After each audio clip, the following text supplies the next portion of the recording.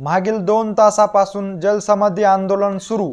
मागण्या होईपर्यंत बाहेर येणार नसल्याचा आंदोलकांचा निर्धार। तर केज तहसील समोर 8 दिवसापासून धर्मवीर छत्रपती संभाजीराजे शैर्य प्रतिष्ठानच्या वतीने कुर्डेवाडी येथील राजश्री उमरे पाटील ह्या अतिवृष्टीने पिकांचे नुकसान झाल्याने शेतकऱ्यांना 50,000 नुकसान भरपाई देण्यात यावी, ज्ञानराधामधील ठेवीदारांच्या ठेवी परत देण्यात याव्या आणि कुर्डेवाडीच्या नियोजित साठवण तलावाला पाणी उपलब्ध असल्याने प्रमाणपत्र देण्यात याव्या ह्या प्रमुख मागण्यासह इतर मागण्यासाठी त्या केज तहसील समोर उपोषणाला बसलेल्या होत्या। उपोषणाला 8 दिवस उलटून गेले आहेत। आज उपोषणाचा 9वा दिवस सुरू झालेला आहे, मात्र त्यांच्या उपोषणाची प्रशासनाने दखल घेतली नसल्याने आज 11 ऑक्टोबर रोजी धर्मवीर छत्रपती संभाजीराजे शैर्य प्रतिष्ठानचे कार्यकर्ते आणि गावकरी हे टोकवाडी येथील तलावात उतरून जलसमाधी आंदोलन करीत आहेत। जोपर्यंत मागण्या मान्य होत नाहीत तोपर्यंत पाण्याच्या बाहेर येण्याच्या निर्णयावर आंदोलक ठाम असून प्रशासनाच्या वतीने नायब तहसीलदार आणि पोलीस निरीक्षक यांनी स्वतः तलावात उतरून संपर्क देखील साधलेला आहे।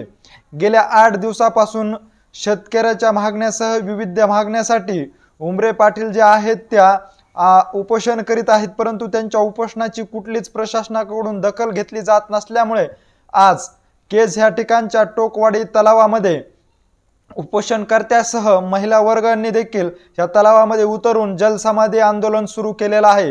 हे आंदोलन गेल्या 2 तासापासून सुरू असून प्रशासनाच्या वतीने फक्त या ठिकाणी तहसीलदार आणि पोलीस प्रशासनाचे अधिकारी या ठिकाणी घटनास्थळी उपस्थित होते, परंतु संबंधित प्रशासनाचे अधिकारी अद्यापही त्या ठिकाणी आले नसल्यामुळे आणि त्यांच्या मागण्या ज्या आहेत त्या मागण्यावर ते ठाम असल्यामुळे आंदोलक जे आहेत ते आज जलसमाधी करीत असल्याचे चित्र आपल्याला टोकवाडी तलाव ह्या ठिकाणी पाहण्यास मिळत आहे। केज तहसील समोर गेल्या 8 दिवसापासून ह्या मागण्यासाठी राजश्री उमरे पाटील जे आहेत त्या उपोषणाला बसल्या होत्या, परंतु त्यांच्या उपोषणाची कसलीच प्रशासन दखल घेत नसल्यामुळे आज शेवटी गावकऱ्यांनी आणि त्यांनी टोकाचं पाऊल उचलून थेट जलसमाधी आंदोलन जे आहे ते तलावामध्ये सुरू केल्याचं आपल्याला पाहण्यास मिळत आहे।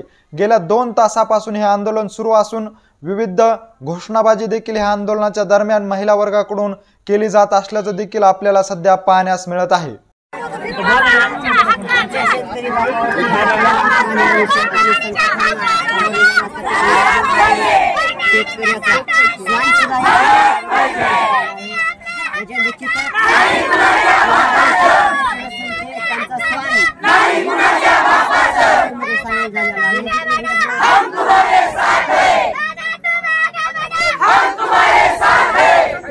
दुर्दैवांच्या महाराष्ट्रात